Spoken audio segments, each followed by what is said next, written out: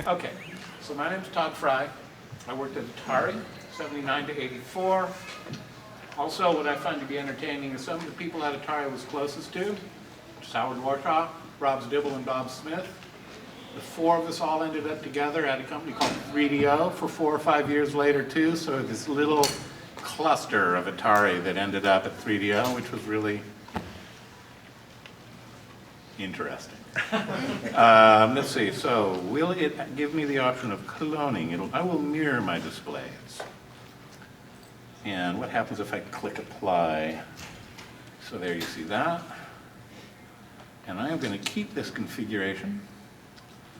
And actually this is a little bit of Atari 2600 code because I have been working on a bit of a just really ugly tech demo to go with the stuff I want to talk about.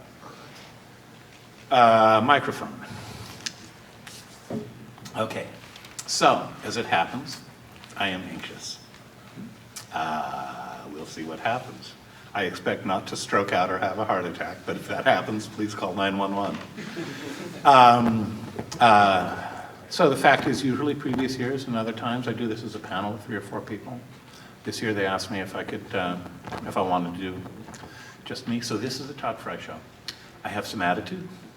Let's see if I can make that work for us. And I want to talk about some about the actual technology I used and what it was like, what coding was like. If there's anyone who is completely uninterested in the technology, please raise your hands. Okay, no, okay, that's you. You're the only one. So we'll go through probably a typical format. Let's get a few minutes of Q&A out of the way first. And then I want to talk about the red-blue kernel. And there's some things I want to also, first off, I'll get this out of the way. I do not consider E.T. to be the worst video game ever. It is a misrepresentation of history to characterize it in that way.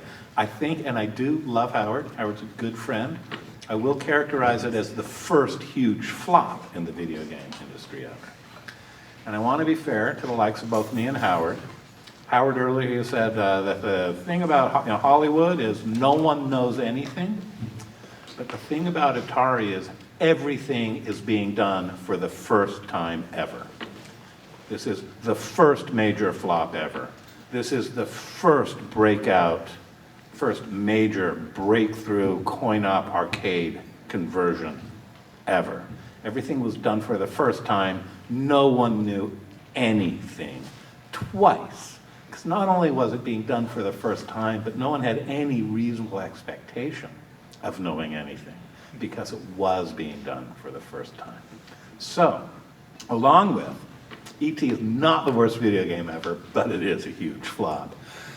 Much as I adore Howard, please don't show him this video. Actually, he's pretty thick-skinned. Pac-Man is nothing like the worst video game either. Pac-Man is actually a completely acceptable product. If I take the time, I will get into... actually, Howard tells me that it's a waste of time to defend Pac-Man. But you know, I'm tough. So, any questions? Anyone want to ask me any questions? I'll give you an answer, and then in a little bit I'll go into, yes sir, way back there. What do you think was the worst VCS game? The word every time, it's just free association. It's like Custer's Revenge just pops into my head every time asks me what is actually the worst 2600 game. And I'm not sure if that is because of the genuinely offensive nature of the content along with the crappy technology, but that is the worst VCS video game ever in my mind. So you played it? I've seen it. Yeah. Sir. So I've been always very curious about the history of the Pac-Man adaptation. What is the story that it was a prototype? Not true. It's not true. Okay. And so I'll let you get to that in a second. But the follow-up is the games that came out later, Ms. Pac-Man and Junior Pac-Man. Is the results of those being more accurate adaptations to simply experience and learning about the technology? Well, the modern one they have out there, which is fantastic. That's an 8K cartridge. so as it happens, I've been thinking about this very topic. And it's interesting, and this is actually part of the whole everything being done for the first time ever thing, is that at the time that I converted Pac-Man, there wasn't a lexicon for what a video game was. So you couldn't look at Pac-Man and say, what makes Pac-Man Pac-Man is A, B, C, 1, 2, 3. So no one actually knew how important, for instance, the color scheme was. Like, I had no clue. No one anywhere knew what it meant to be a video game, because it was these were the very beginning. I was talking with a guy today, and he told me that the first time he played Pac-Man was on the 2600. Right, and he was a kid, and he played 2600 Pac-Man a lot and had a really great time. And when he got to the arcade and found a Pac-Man, he was disappointed with the arcade version because it wasn't the right thing. So what was happening is that we were, and not I personally, but American culture, the media industrial complex was inventing something. So I walked up to Pac-Man and I went, there's this maze, there's these dots, there's these ghosts, it moves around. And I actually think I produced what Pac-Man meant to me, I recreated a reasonable approximation of. It didn't mean to me this specific maze, this specific graphics, this specific, in some ways, I was more essentially a purist, right? Because I abstracted away all the bullcrap about what's actually on the screen, and I felt, what does this mean? What this means is a maze and dots, and you move around, and sometimes you chase them, and sometimes they chase you. No one knew that to be Pac-Man, you had to have a black background. You needed to be a faithful representation. The whole idea, okay, so this is really esoteric. I'm sorry, I'm just like I'm not all over the map. But this is really deep, actually, in a way. There was a rule at Atari that you could not use a black background unless you were a space game. And there was a perfectly good reason for that, because your little old, phosphor CRT normal color televisions, you could burn an image into those, and it burned in a lot faster on a black background.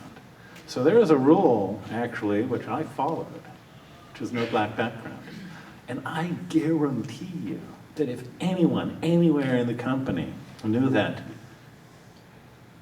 blue maze on black background is important to the identity of what Pac-Man is, I would have made a black background with a blue maze. So those are in a sense, and this is me rambling, I'm not rambling actually, this is a really complicated topic, and there's a lot to look back at there. The idea of what it means to be a faithful representation of Pac-Man was not established. It did not exist at the time that I wrote Pac-Man. And in subsequent versions, as a culture, as what we are as people together, we invented the idea of what the meaning of a video game is, and created the whole definition of what a more faithful representation is. Is that like just way too far out there? Yes, I am from Berkeley. Yes, I did take 100 acid trips in the 70s. That's way behind me now. But that is my answer to your question. It's actually pretty complicated. Another question or two? And then I do have some. Yes, sir. Hey, just a quick thing following up on that, Todd. Talk about the fact you made a two-player game as opposed to a single player. That decision for that. Well,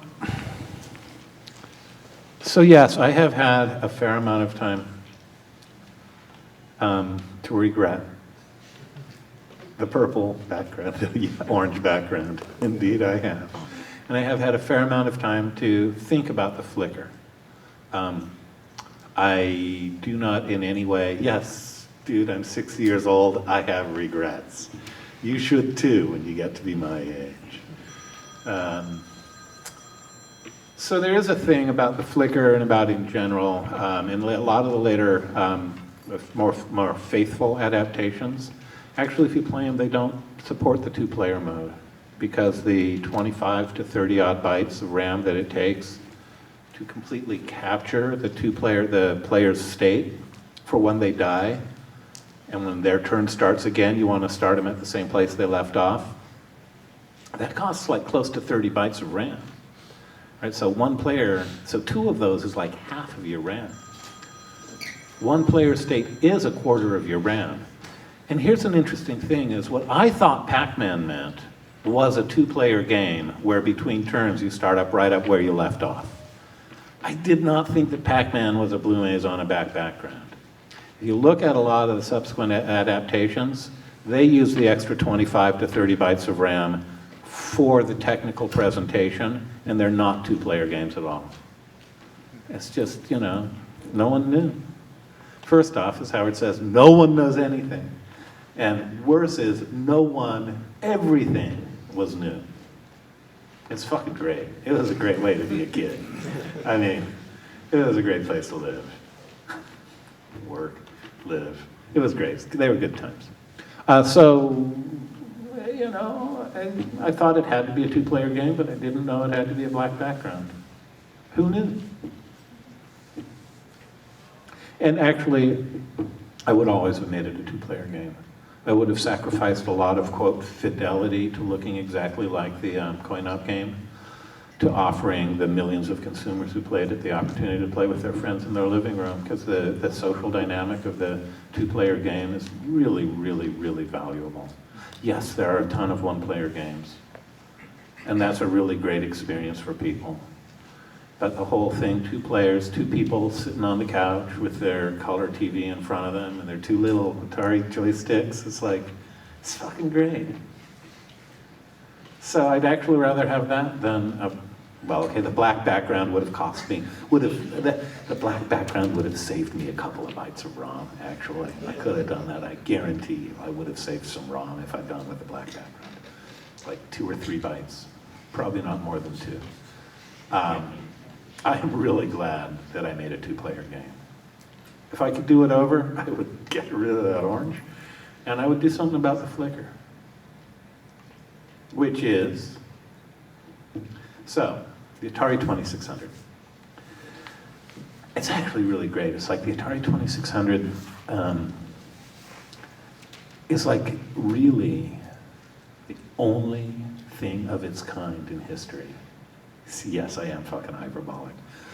So before this, everything was pretty much made of discrete electronics, right? So you'd have these counters and shift registers, and you can actually do this. You can build a logic circuitry that like plays a waveform essentially into your television, which is all it is. And stuff moves by the counter counts down. And if you want to horizontally position something, you have a second counter and a gate. This is too technical, I'm sorry. That like has it not count for a couple of clocks, or you add it, or you have your counter has an adder. You can copy shit into the counter. You can't, whatever. And your graphics comes out of a shift register. You have like 8 bits in this shift register, and once you've counted down your timer to you're at this point on the television screen, you latch this bit to say, okay, the contents start clocking the shift register. It's like all really cool, right? And we were stuck with that. That's like Pong, how Pong works, right? I could go into that, but I'm not going to. And they were all custom developed hardware that was made up out of this logic gates that if you powered it up, it would be weird on your TV. And the Atari 2600 was that. It's like what actually shows up on the screen are there's these counters. I wish Joe were here, but it's like, it's half of a video game, actually. The stuff that actually needs to talk to the screen, but instead of having it wired together on a board, you have a microcontroller. Essentially, it's just a computer that decides what part of the video game circuitry will be active at what time based on what the program is. Point is, there was a very brief period of time when the computers were so simple that there was practically no memory at all. 128 bytes, I call it a kilobit, 1,000 bits of RAM. Immediately after that, the next generation, they have bitmaps. They have multiple sprites. They have text-based screens. So it's like there's this whole thing where you just plain need more RAM for these things. There was a very brief period in the mid-70s where RAM was not very common because Intel had not gotten its shit together yet. Because what Intel did in the 70s was invent RAM at an affordable price. Everything changed once you put RAM in the box. You get to the 400 and 800, where you can have just this chunk of memory. It's just normal computer memory, where you can write a number in it, and then you can read out and access another chunk of RAM that has your character font in it. So you can actually put a copy of the screen in memory. Not at very high resolution yet, but you don't have any of that before. You don't have any of that with the Atari 2600. You got a bunch of registers just floating around there, not doing anything. So this is a bit of my little tech demo. It is really crude, and I apologize, but it's whatever. Next year it'll be better. I'm going to talk about the red-blue kernel. I'm going to talk about Flicker and Pac-Man. This is what you get pretty much when you power up an Atari 2600. Like nothing. Because there's no memory, there's nothing in memory, there's nothing on the screen. I have gone as far as actually changing the color register. Then, this is what you usually get, right? Because there's nothing that remembers what's different from line to line. There's nothing that remembers what's on the screen, right? There's some code in there that has some variables stored in the program. It reads those variables. It's pretty ugly. I could show you what the code looks like. It is really ugly. And it'll change it as it goes on. But basically, nothing changes on this screen. It's just pinstripes. This is what you get, right? Write some values. It just does the same thing every line down the screen. So then you have to do this work. And I've got this thing where I'm running the random numbers and just showing random colors, random values in the little 8-bit shift register that is the sprite, right? That is your sprite, right? It has no memory, it has no brain. It is very consistent. So then you have to get into your code and write something. The way your screen driver has to work is you write a program that counts off every line of the television screen until it gets to the vertical position where your so-called sprite is positioned. That's this. This is the second step. You got something horizontally positioned. I'm vertically positioning the top of it.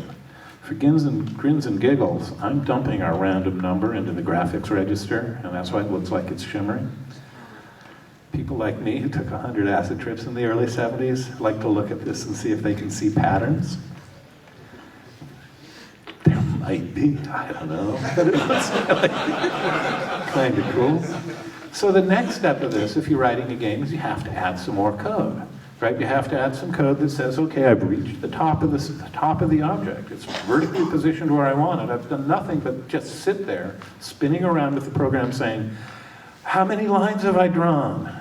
Have I reached the line where I want the sprite? So I got there finally. So the next step is, you say, how tall do I want this object to be? Have I reached the bottom of this object yet? So we're getting there. We're almost to the point where you can make a game, right? Because I've got it somewhere across the screen. I've written code that knows where the top of it is. I've written code that knows how tall it is. And I've stopped drawing it when it's reached the bottom. That is what the 2600 is made to do. This is what all the Atari 2600 ever wants to do for you, right? Period, stop, end. Now, if you want to be a little fancy, which we all do, we can change the actual value of the shift register every line. You add a little bit more code that says, oh, since I'm on one of these lines where there's an object that's drawn, I'm going to go get a different value out of ROM to change the graphics. But I ran out of time. Well, actually, the next screen, a couple screens later, I'll have that. So the next step is, between frames, you change the horizontal and vertical positions, and you get, yeah, right. So that's all there is to Atari 2600 games. Every game is some version of just this. That's all there is. That's all she wrote. So there's this thing called the red-blue kernel. And how are we doing? Am I boring you? Anyone got any questions? It's just a little more. So there's this thing that happens, right? There's only so much that you can do to engage a person's interest with just that. And the other thing, and it's really interesting watching an earlier panel, is one of the things that happens is that, and this is totally true, it's really interesting I tell you twice, this is totally true, it's really interesting. Is that the way that the console industry works is you make a piece of hardware and you're stuck with it until you decide that it's worth enough money to develop another one and deal with your installed base, which is like a nightmarish problem, which no one had ever really considered before the 2600. While what you're competing against in the arcade is actually like 20 times the cost in electronics, because I got this one little chip and I'm trying to sell this thing to you trying to make it for $10 and sell it to you for $100. Nolan Bushnell's great invention, profiteering. I'll get into that in a second. But the coin-op games in the arcade, they're getting new hardware every 10 minutes. Every one is like custom hardware. And out there, the guys in the chip fabs are like slavishly obeying Gordon Moore and slamming out twice the chips for twice the gates for half the price every 18 months just because he said so. What can you do? And I'm stuck with this thing that was like, that you could make for 20 bucks in 1977. Pac-Man was like on a board this big, I kid you not, a board this big with $500 worth of like electronics. It's like, my God. So, we look at this little bouncing block. It turns out that there are 3 things you have to do, and I'm going to blast through this. So, you want something on the screen, you have to horizontally position it, position its top, figure out its extent, cut it off, and then change that every frame. Turns out that there's nothing to prevent you from doing that multiple times on the same frame. So if you want more things on the screen, you don't allow it to bounce so far. You create these, now over here. This is going to be interesting. So the first big step is vertical separation. You go like this. You got your television screen. This machine is made to play combat, so you can put an object on it, which is you're horizontally positioning it up here, you're counting off the vertical position, you're detecting the top of the object, you're noticing the extent of the object, and you're moving on down there. So that is horizontal position, waiting for the vertical, drawing the object. There's nothing to prevent you from horizontally positioning here, nothing to prevent you from waiting for a vertical position here and counting off the extent and having an object there and an object there. And there's nothing to prevent you from doing this very much as you're going to run around in just like 20 seconds. But this is vertical separation. This is the same object, but you've done it twice. So now, it looks to me like you got twice as many objects to play with, but you kind of don't. However, this is a simple vertical separation, and it's relatively easy to chop the screen off into fixed, or those rows or columns, fixed columns. Being the kind of people we are, we will usually make them 16 or 32 lines high. Powers of 2, gotta love them powers of 2. Now, this looks, by the way, almost identical to a game called Quadrun by Steve Wojda, which was an excellent game. And this is good, you got vertical separation. You have now busted free of the single bouncing object thingling, which is fine and dandy.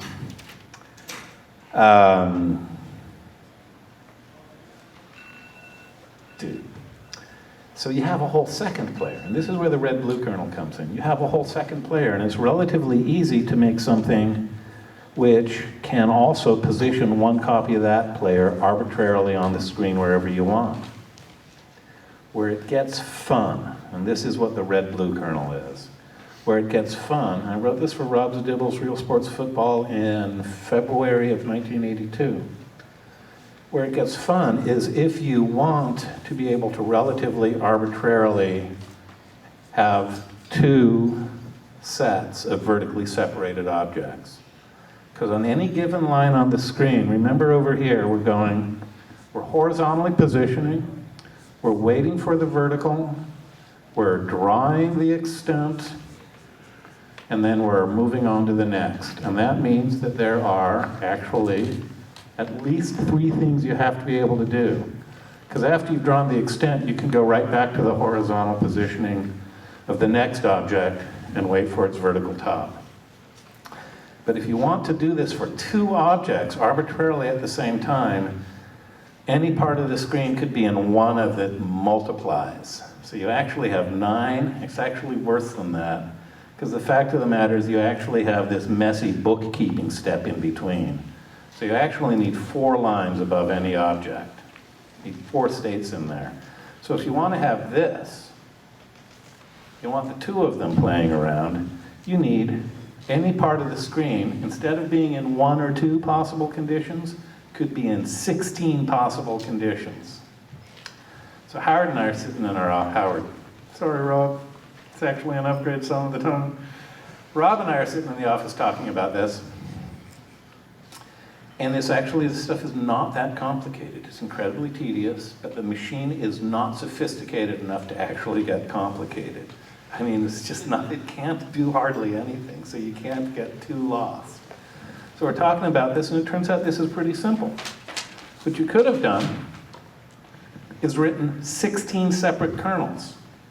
You could say, I have A1, A2, I'm waiting for the top, horizontally position, I'm waiting for the top, I'm drawing the, let's keep it simple and pretend there are only 3. There are actually 4 states here.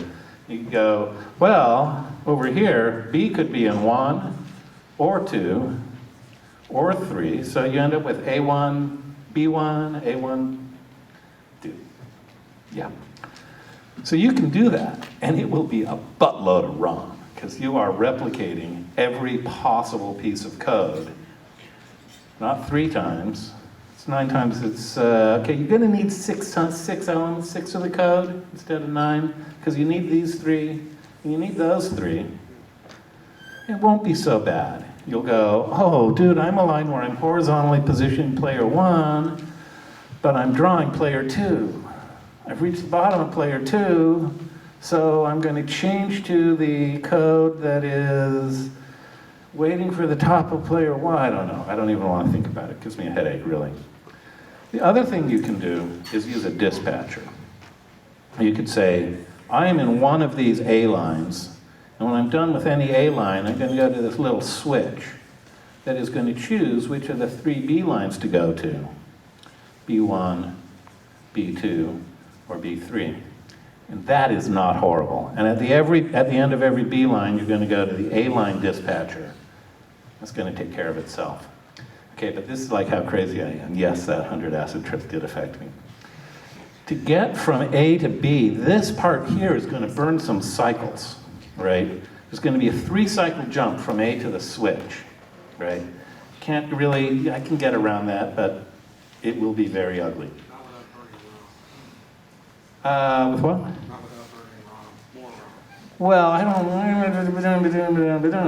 it's going to be, you know, not with going back to burning the ROM. I grew up on the 4K ROM. 8K wasn't really an option when I grew up in the preschool of 2600 land. But then, once you get to the switch, you're going to have to load the state and do a branch. Loading the state is going to be a load. It's going to be 3 cycles to load from 0 page. And the branch is going to be a minimum of 2 cycles for branch not taken, which means that you are 8 cycles in no matter what to get to the most common of the B states. Whoop-de-doo. Now, dude, this is really the way I think. Now, if you don't like that, okay, so great. You've loaded the state in, right? And you can actually do 2 things immediately with that state. You can do a branch on 0 or a branch on minus right away. So you can store 2 states. So the next least common of the B states is another branch away. it's going to be a branch not taken, so it's like 8 and then 10. And now you kind of host because you're out of the free ones, so you can do a shift. Once you do a shift, you can use, I'll have to think about it. I think if you do a rotate right, then you can use the carry bit and check if it's 0. So you can maybe get to 3 or 4 states, but now you're out to 15 cycles. And Rob and I were talking all of this through when it occurred to me that what you could do is just use the jump indirect instruction. The jump indirect instruction, and this is what the red-blue kernel is. It's 5 cycles every time, right? But only 5, which is, by the way, 3 less than 8 every time also. And this was really exciting to me. It just flashed in my head. It was one of the few really clear eureka moments I had in my life. And basically what it does is it completely separates A from B. They're no longer involved anymore. There is one point of contact between them. Kernel A, effectively I am now running 2 completely separate kernels on the screen for a cost of a promise. Kernel A has to simply promise that at the same point, at the exact point in time, because kernel B needs to, time matters. I'm probably running out of it, and I'll get done with this real quick.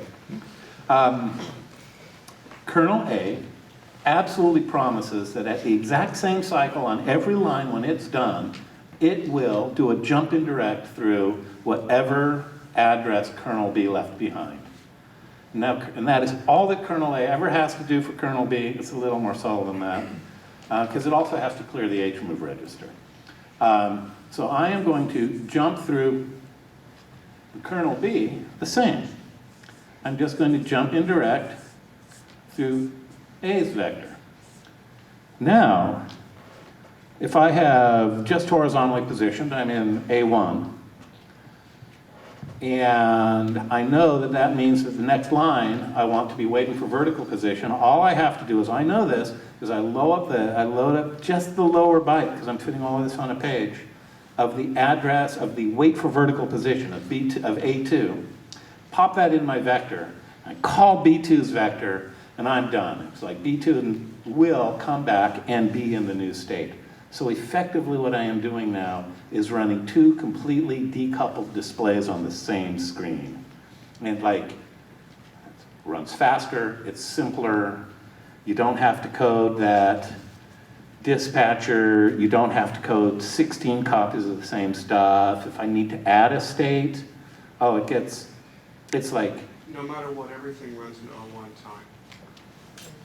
And actually, the complexity is 1x, right? Because I am writing one kernel instead of one kernel for player 1, duplicating it for player 2, 0 and 1 actually, instead of having to write one kernel that has 16 different possibilities for the screen. It was like, it just seemed so cool. So I stayed up that night, I finished around midnight, and I gave it to Rob the following morning. And I have used this for the Atari 2600 ever since. So that's the red-blue kernel. Sir? Maybe I have it wrong, but if I understand correctly, BB1 and AV1 are locations in RAM. They are in RAM. You're making like self-modifying code. It's not exactly self-modifying code. It's just data. Okay, so jump indirect. It's like self-modifying code. Okay, self-modifying code is not in any way, shape, or form possible on the Atari 2600 for the very simple reason that I don't believe that you can actually get no, I don't know, it might be. But you jumped into the indirect RAM though, right? So that's a value. That's an address value. It's an indirect value. It's not exactly code. The jump indirect is still in your ROM. That's the jump indirect instruction. And in the ROM is whatever the address of where your value, the address you want it to jump to in RAM is in the ROM after the jump indirect instruction. It's a normal 6502 instruction. So what that looks like, what that ends up looking like, this is the next step. This is vertical separation. That ends up looking like this, right? So here you see 6 copies. There's player 0. I'm really lazy with my demo game logic here. But your player 0 is moving to one side, all at a fixed speed. They all have their own vertical positions. They are actually relatively decoupled from each other. And the other player, they're moving at different speeds or at different heights. It's almost as if I have 12 separate objects that I can do whatever I want with, as long as I don't try to squish them too tight vertically, because this is vertical separation. So, there's that. And then, let's see. Is that a one-line kernel or a two-line kernel? Well, that's just, dude. That is, in a sense, 2 one-line kernels. Right, so A and B are on separate lines. And A and B are completely separate on separate lines. That is actually a one-line kernel. Because what I do also, so a couple more things. This is like a whole presentation. This isn't the way Howard does it. Howard does it with like an hour worth of Q&A. I'll get to that in a minute. So, on the web, this is the image that is referred to as the red-blue kernel. This is not the red-blue kernel. This is Michael Circhio's soccer game.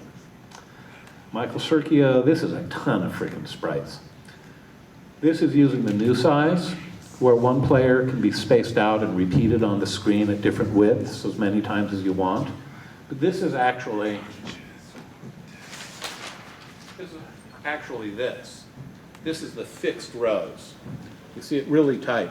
His players can't move vertically at all. There are a lot of rows on the screen, and they move back and forth in that rows, and that is the first step to true freedom, the very first step to vertical separation, which is the first place that you have to go to get out of the box of the single bouncing object, which is off on a different screen. I can get back to it if I need to. So this is like, whatever. However, this is the red-blue kernel. All of these, the whole point was that what we wanted to do, what Rob needed technically for his gameplay, for the gameplay he wanted, was for the players to be able to move up and down and go left and right. And it almost acts as if you have indeed, with certain caveats, as long as you don't want to squish them too tight top to bottom, it really acts a lot as if you have, this is 2 separate, vertically separated kernels coexisting in complete peace on one screen. So, that's the red-blue kernel. Now I've got one more thing, a part of this. This can get a little fucking crazy, right? Once you realize that you can put more than one kernel on the screen. So another thing that's happening, God, I'm just rambling on, sorry guys. Okay, that's a good thing. Any questions? Yes, sir. How is this red-blue kernel different than a threaded interpretive kernel? It is not well, actually, I used to call them threaded kernels, but not interpretive. I did use interpreters in the audio with these little DSLs, but I call it a threaded kernel because they were like beads on a thread. Red bead, blue thread, red bead, blue bead, red bead, blue bead. Any other questions? Sir. I don't know if I was raising my hand, but like, I just got here, so is that like some kind of Atari emulator, just a picture? That's a picture off of the web of a game. I could probably find it, but I don't want to bother. But this is, I didn't want to bother. Sorry. Oh my God, I do value you. Sorry, so I'm just been kind of crushed. It's an image off the web. You search real sports football. Now this other one, the one that is not the red-blue kernel, and I got it. You see, okay, now this is actually really interesting. The internet records this as the red-blue kernel, but it's not, which just goes to show that you should not believe everything you find on the internet. No. Can I tell a story about this picture? This picture, Michael Circhio put this together, as you point out, and it was just using a really simple one-line kernel using repeated, just changing the graphic image, that's all he did. And he put this together, and it was just a demo. It couldn't really be a game.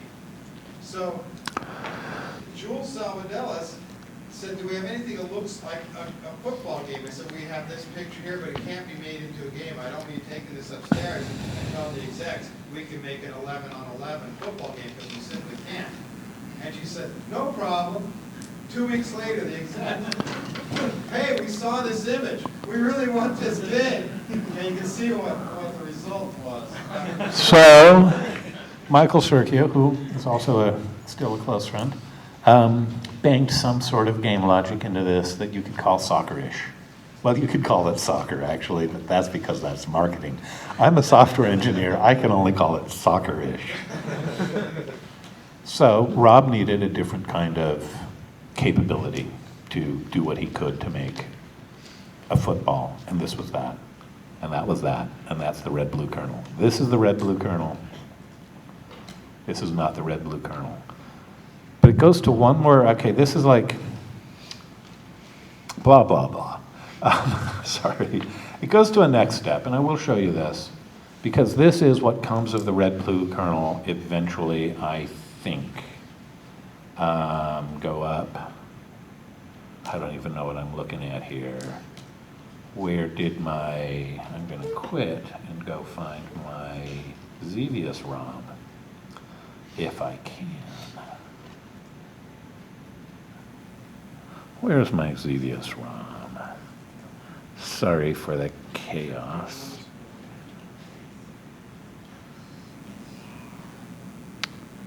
I have a Xevious ROM in here. I was playing it just a minute ago. There's a Xevious ROM. I thought I'd already unzipped that.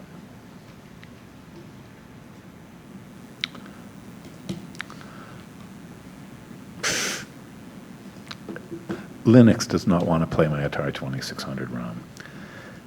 It wants me to extract it, which is what I intended to do in the first place. Which is weird because I could swear that I extracted it just a little while ago. I'm going to rename it to a bin. Oh, that's funny that one's got a CC copy, right? Huh? Dude, I don't know. I just downloaded some file from the internet. You can't trust the internet, so I don't know what's in this. I think it's safe for work. Brazilian pirate code. Some zeros and ones. So I'm going to go up, somewhere I think in downloads. I now have a bin of Xevious. So, this is the attract mode for Atari 2600 Xevious. This is what happens when a person who took 100 acid trips in the 70s goes to work at Atari in the 80s and invents the red-blue kernel. So, there's actually a lot of stuff happening on this screen. There are actually 3 separate kernels all coexisting in relative peace and freedom on the same screen. So that works like this. Do I need the microphone, or am I talking barely loud enough without it? We need it so you can hear in the video.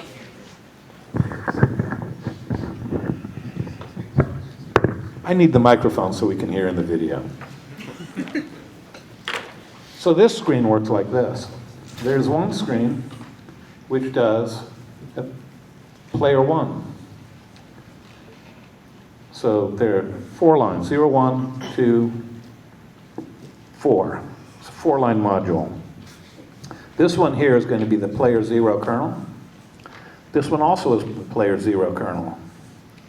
And all those different things you have to do just to get that box to move around. You horizontally position it, you wait for its vertical position, you notice extent, you stuff the right graphics into it, maybe in a while. So those gray things slamming down the screen, those are in single line resolution. This actually, at cycle 76 of this line, it's going to write the graphics for the next line after it. So actually this one line, no one ever needed VDEL. They just didn't know how to code the 6502. This one line, right at the beginning, will shove a byte of graphics in, and at cycle 76, it'll shove another byte of graphics in, so it's different on the line. So you're getting player 0, player 0, player 0, player 0. Your second line is a 2-res. Later on, you see those truly ugly graphics. I do know what I was thinking. I wasn't thinking hardly at all. I was thinking, wow, I got 3 kernels all interoperating on the screen. The second one will do 2 lines worth of graphics for your player 1. That'll be your player 1 kernel. And that'll come out a line of graphics here, a line of graphics 2 lines later. And they'll be able to cross each other nicely. So you can have stuff on the ground moving at one speed, and stuff in the sky moving at another. Everything's got to move down. Stuff could move up a little, but it's going to be a nightmare. And then the fourth one, it does the playfield graphics. 4-line resolution playfield graphics. These are actually not 4 separate kernels, but this is 3 A, B, A, C. This is 3 separate kernels operating towards a common goal on one screen. And this is a gnarly piece of shit. I mean, not piece of shit. This is a gnarly good thing, whatever that would be. It's not a piece of shit, right? But this is gnarly. I mean, this is really fun. I mean, I'm actually really glad that I got to do this kind of thing when I was a kid, in my 20s, a kid. Anyone in their 20s, you're not a kid, you're an adult. When I was in my 20s, I was a kid working at Atari, and I am really glad that I got to spend my formative years doing this. So, that's that. Let's see about wrapping it up with some Q&A. Now, if you guys don't have enough questions, I'm going to come up with more BS to spew. Let's hear those questions, folks. Sir. You wanted to address the flicker in Pac-Man? I hope you can come back next year. Okay. So with Pac-Man, I actually initially wrote it in a zone. I wrote this kernel.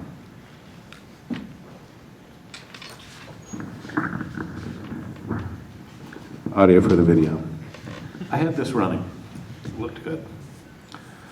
You got your stupid little maze rows with dots in them. Honestly, I didn't care for Pac-Man all that much. I love Defenders. But when Defenders and Pac-Man had to be done at the same time, I was assigned Pac-Man because it was considered to be impossible. I'm sufficiently, in spite of that 100 acid trips, which I keep on referring to, I was sufficiently professional that I gave my very best. I mean, you know, I'm going to wax poetic for a minute. Every moment that we spend on the earth is all of the time that we have to be alive in that moment. So while I was doing Pac-Man rather than Defenders, and Defenders would have been a very interesting challenge,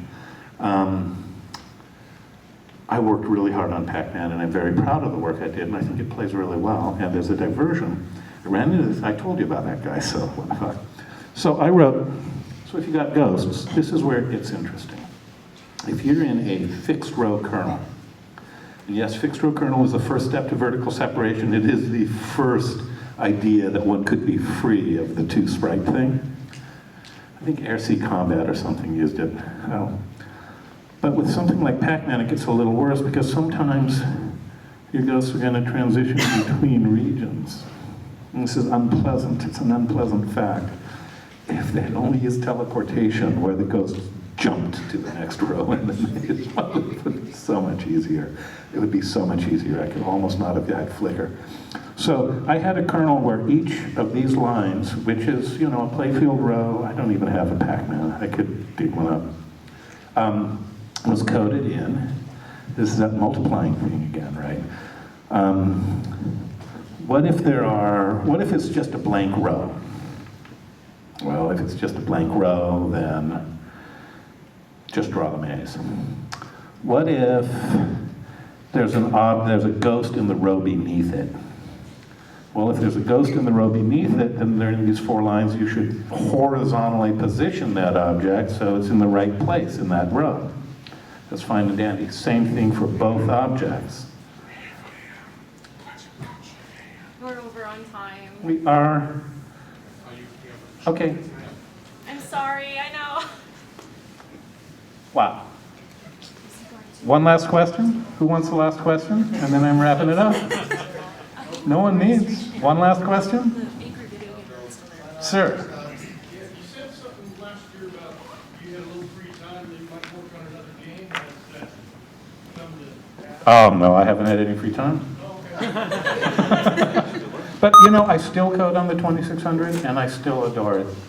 It is a really special way to spend the rare moments of life that I have on this planet. So, thank you all. And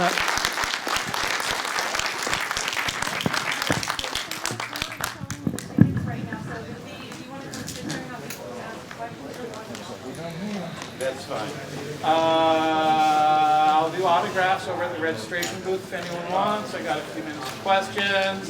Thank you so much for your support and indulgence. This is my first effort at trying to put together a lecture like this with this. So we'll do better next year. It was great. Great.